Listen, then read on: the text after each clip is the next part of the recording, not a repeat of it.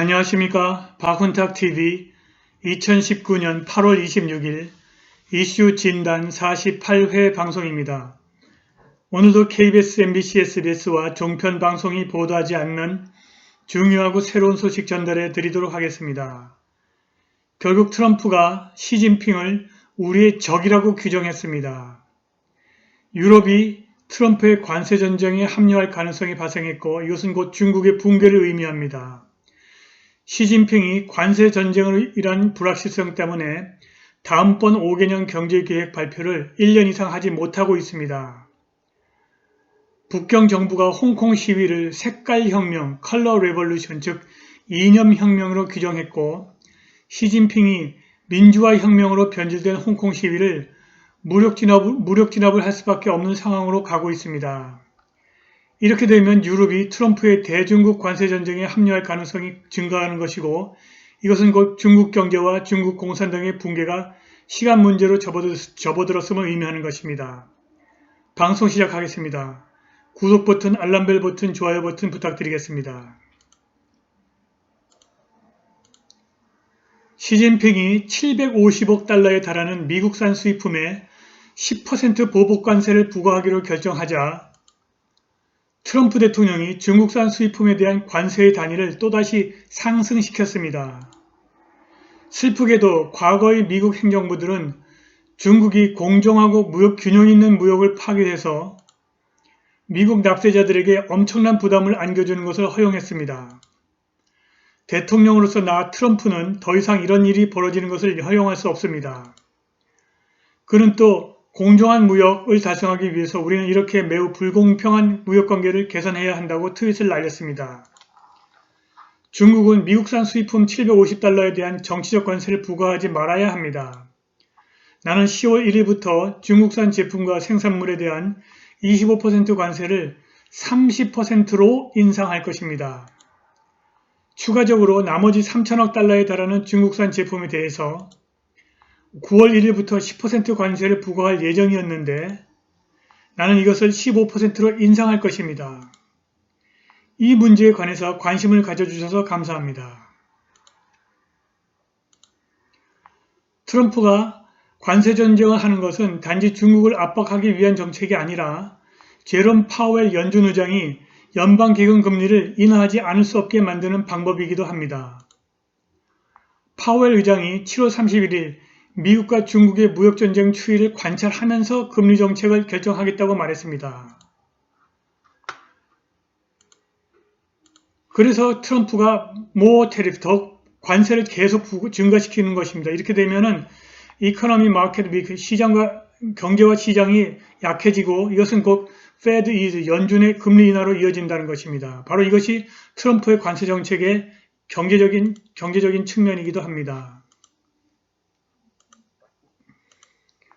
중국산 수입품에 대한 관세를 홍콩 사태와 연계하겠다는 트럼프 대통령의 결정은 그야말로 상책 중의 상책으로 보입니다.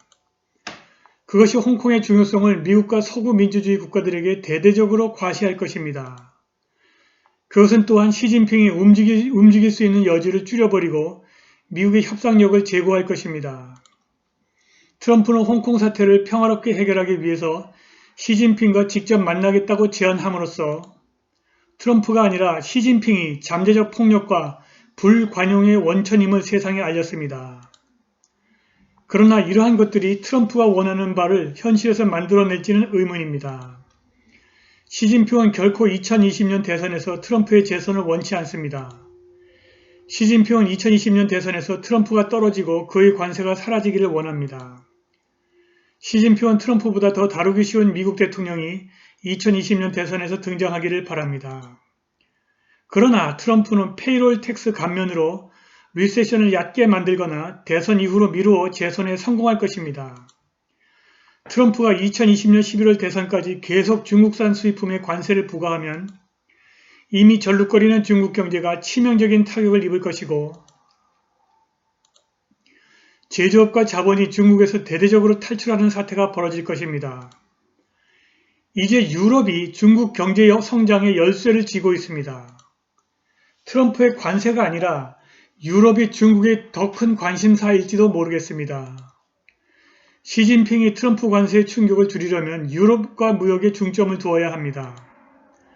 중국은 유럽과 매일 10억 유로의 무역을 하고 있고 중국의 대유럽 투자는 2017년 173억 유로에서 2018년 291억 유로로 거의 2배로 증가했습니다. 이러한 무역 흐름은 중국과 유럽 모두에게 결정적으로 중요합니다. 무역은 북경에게 EU와의 관계를 확대할 수 있는 좋은 기회를 제공합니다. 유럽은 미국보다 더 중국에게 우호적인 무역 파트너일 뿐만이 아니라 중국과 유럽은 트럼프와의 지정학적인 관계가 어려워지고 있다는 공통점을 갖고 있습니다. 북경은 무역을 통해서 유럽을 미국의 지정학적 영향력으로부터 떼어내려는 생각을 하고 있습니다. 그런데 중국의 이러한 정책 변화는 홍콩 사태 때문에 실패할 것입니다. 홍콩 사태가 시진핑에게 엄청난 위험으로 떠올랐습니다. 시진핑의 홍콩 정책이 중국이 오랫동안 어렵사리 형성해온 유럽과의 무역관계를 어렵게 만들고 있습니다. 중국은 미국과 무역관계가 무너지고 있기 때문에 유럽과의 무역은 반드시 유지해야 합니다. 그런데 중국이 유럽과의 관계를 유지하는 것이 과거보다 쉽지 않습니다. 화웨이 스파이웨어 스캔들 때문에 미국뿐만이 아니라 서유럽도 중국이 그들의 경제에서 중요한 부분을 차지하는 것에 관해서 염려하게 되었습니다. 유럽위원회 유러피안 커미션이 최근 무역 불균형과 중국의 불공정하고 파괴적인 무역 관행을 시정하기 위해서 중국이 사실상 받아들일 수 없는 10가지 계획을 제시했습니다. 그런데 이것은 홍콩 사태가 발생하기 전의 일입니다. 유럽 주재 중국 대사관들이 유럽이 홍콩 시위대 편을 들지 않고 북경의 편에 서도록 설득을 하고 있습니다. 그런데 중국 외교관들의 외교술은 정교하지 못하고 그냥 우격다짐으로 유럽을 자기네 편으로 끌어들이려고 합니다. 중국 외교관들은 유럽 국가들에게 홍콩 시위대를 비난하는 성명을 발표하고 홍콩 시위대에 반대하는 비판 여론을 조성해달라고 그냥 윽박지르고 있습니다. 유럽도 중국을 의심하는 것은 미국과 다르지 않습니다. 미국과 마찬가지로 EU도 중국의 기술 도둑질 그리고 중국의 끊임없는 사이버 공격에 매우 민감할 수밖에 없습니다.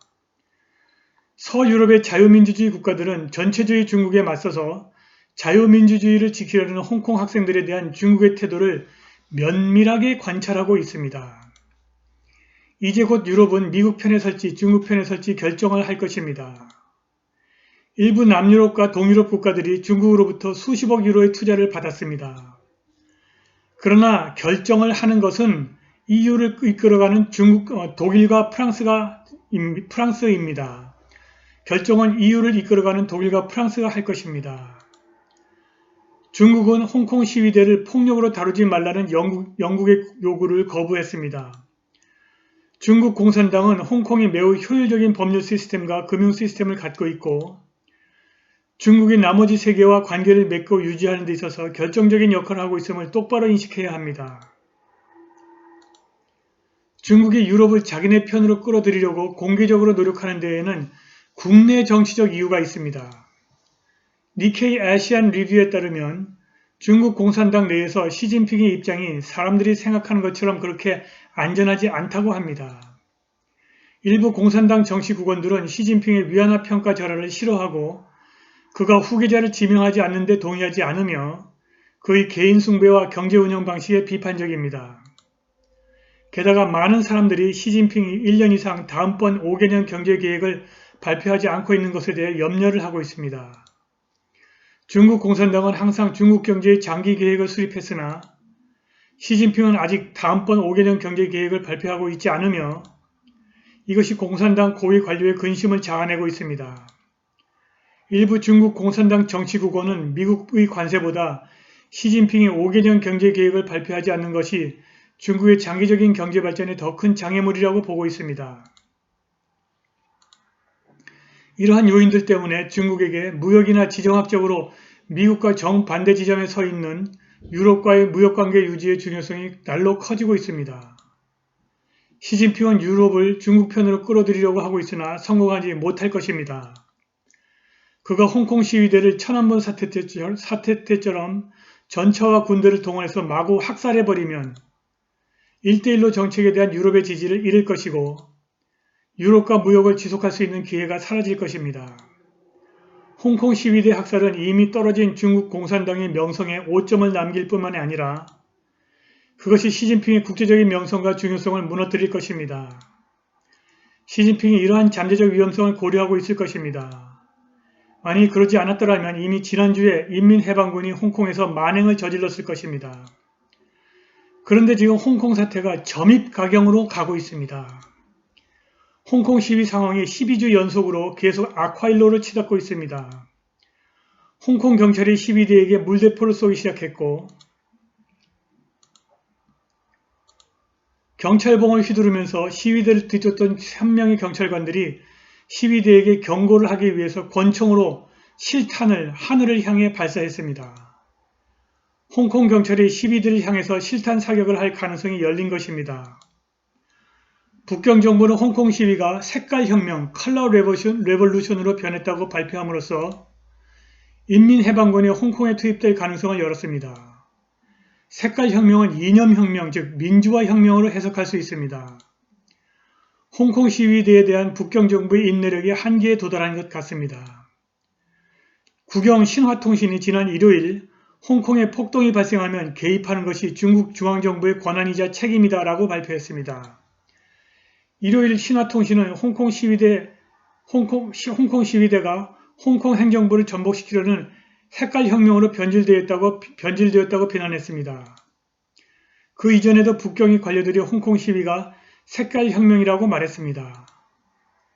중국 관영매체 환구15 편집장 후 시진은 홍콩의 폭도들이 경찰 차량을 과격하게 파괴했고 경찰관을 공격했다고 트윗을 날렸습니다. 그는 경찰이 유혈 사태를 피하려고 얼마나 노력했는지 보라. 우리는 홍콩 경찰을 동정한다고 덧붙였습니다. 사실은 미국 CIA의 전복 전문가 서버전 엑스퍼트가 홍콩 시위대를 이끌고 있습니다. 관심 있으신 분들은 트럼프 잘하고 있어, 화웨이 면허 취소, 홍콩 사태 배후 조정, 이슈 진단 42회 방송을 시청하시기 바랍니다. CIA는 홍콩 사태가 홍콩뿐만이 아니라 궁극적으로 중국 본토의 민주화를 촉구하는 민주화 혁명으로 변질되도록 공작을 펴고 있습니다. CIA가 시진핑이 인민해방군을 보내어 홍콩 사태에 군사적으로 개입할 수밖에 없도록 만들고 있는 것입니다. 이렇게 되면 유럽이 중국과 무역을 중단하고 중국에 주재하는 대사관을 폐쇄할 것입니다. 이것은 중국 경제의 붕괴와 중국 공산당의 괴멸로 이어질 것입니다. 오늘 방송은 여기까지입니다. 감사합니다.